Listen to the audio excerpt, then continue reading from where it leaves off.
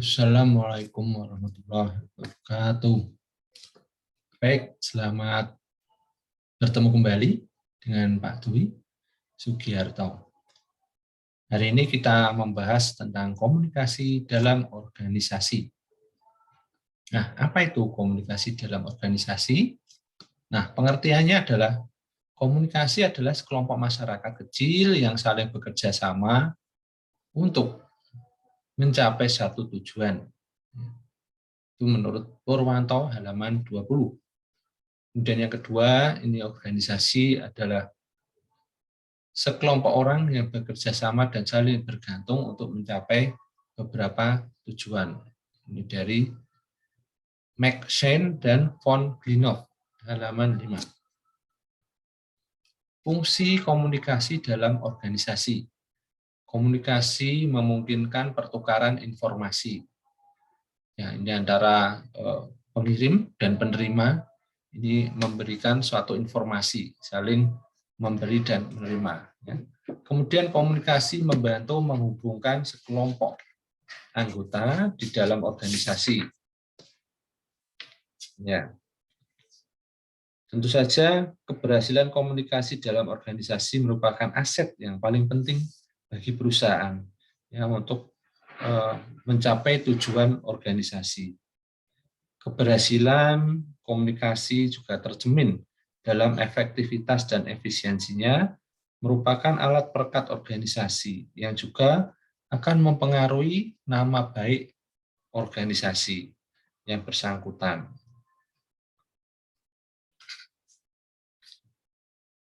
Nah, kemudian yang kedua, komunikasi ini membantu menghubungkan sekelompok anggota dalam organisasi dan anggota lainnya.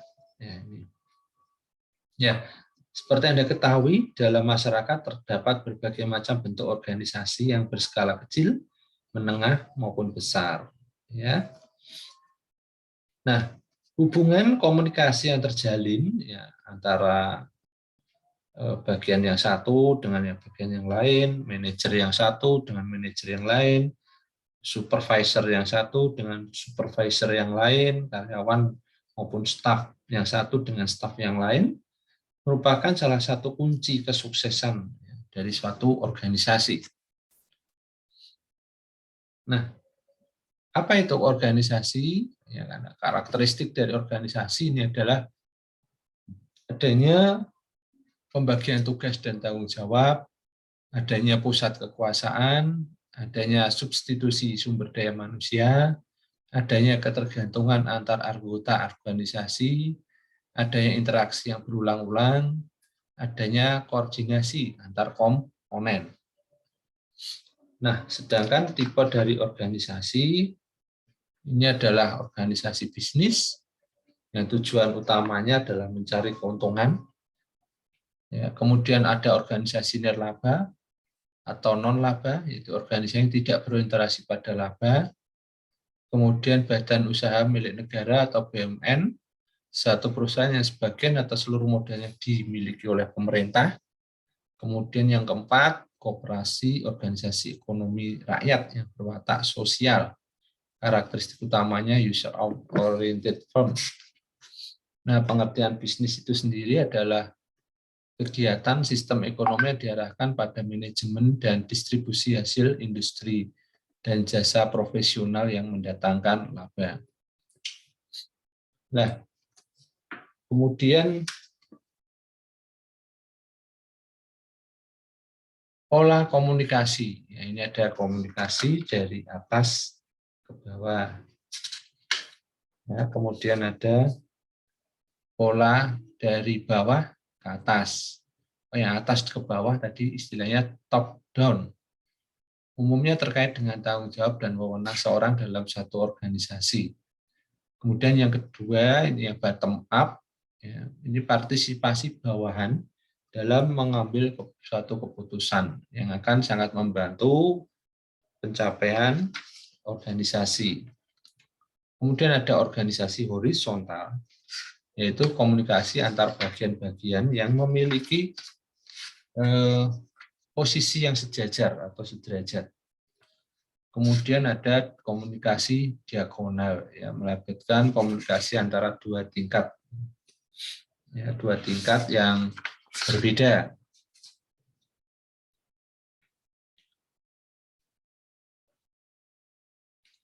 Nah, kegiatan pertukaran informasi dalam perusahaan ini, dalam organisasi atau perusahaan ini gunanya untuk apa, ya? Yang berkaitan dengan pertukaran ini salah satunya ini adalah menetapkan tujuan perusahaan. Ya, kebanyakan organisasi memiliki berbagai macam tujuan, ya, bersifat formal maupun informal. Ya. Nah, kemudian bisa juga komunikasi ini digunakan untuk membuat atau melaksanakan suatu keputusan.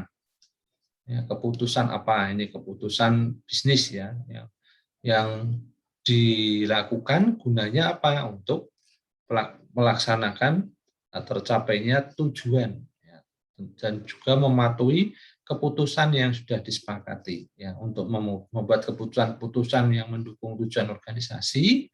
Maka anggota organisasi harus mengumpulkan fakta-fakta agar dapat melakukan penilaian terhadap berbagai pilihan atau alternatif yang ada dengan cara membaca, bertanya pada orang lain, dan sebagainya. Kemudian bisa juga komunikasi ini digunakan untuk mengukur prestasi kerja. Nah, pihak manajerial ini perlu, ya, untuk mengukur prestasi kerja, apakah yang diharapkan sudah tercapai atau belum. Nah, pengukuran prestasi kerja ini mencakup beberapa faktor, ya, antara lain ada prestasi untuk capaian biaya, capaian penjualan, capaian pasar, capaian produktivitas, capaian perputaran karyawan, dan tingkat persediaan yang ada. Pada perusahaan-perusahaan yang besar, proses tersebut dapat dilakukan dengan komputer, ya, untuk mencapai. Namun komputer ini juga adalah suatu alat, ya, di mana untuk analisis dan keputusannya, ya, tetap menggunakan sumber daya manusia. Kemudian yang berikutnya ini juga pentingnya komunikasi ini adalah untuk mengembangkan atau merekrut staff. Ya, kemudian ada pelayanan pelanggan, ya, kalau melayani pelanggan, atau kalau di kantor akuntan ini pelayanan untuk klien, ya, klien ini tentu saja menggunakan komunikasi, ya, baik komunikasi formal maupun non formal, ya. Misalnya menawarkan harga jasa, ya, akuntan pada klien, ya. Kemudian memberi simbol-simbol tertentu, ya. Kemudian sebagai yang digunakan organisasi dalam hubungan dengan pelanggan, misalnya penggunaan nota, penggunaan brosur. Ya, kalau kantor akuntan tidak menggunakan brosur, tetapi menggunakan logo, ya. Jadi tidak boleh mengiklankan, tetapi kalau menampilkan logo mungkin boleh. Ya, itu boleh. Ya.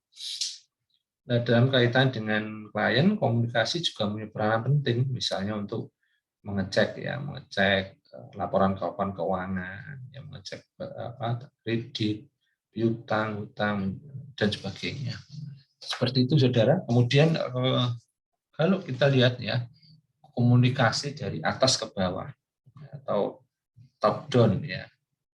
Ya, seorang manajer akan menggunakan komunikasi dari atas ke bawah. Ini tujuannya apa, ya?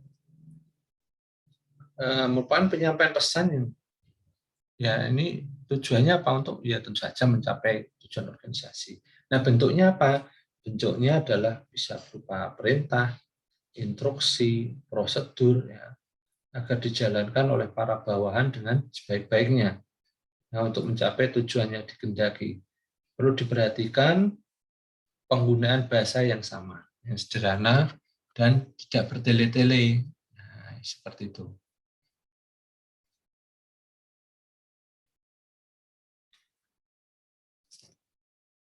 Nah, umumnya manajer produksi pabrik ya ini menginstruksikan ke karyawan menggunakan saluran komunikasi yang panjang ini untuk memberikan instruksi kepada jajarannya, bawahannya ini ya, agar menggunakan melakukan suatu tujuan ya, perintah. Nah, komunikasi dari atas ke bawah ini bisa berupa perintah lisan, ya berupa percakapan, bisa berupa wawancara antara supervisor dengan karyawan, atau dapat juga dalam bentuk pertemuan diskusi kelompok. Ya. Di samping itu komunikasi ini dapat berupa bentuk memo, ya misalnya manual pelatihan, kotak informasi, surat tugas, surat perintah, surat keputusan, ya, dan sebagainya. Nah, salah satu kelemahan dari komunikasi ini adalah kemungkinan terjadinya penyaringan ya, atau sensor informasi penting yang ditujukan untuk bawahan. Nah, seperti ini, saudara. Jadi bisa saja terjadi ya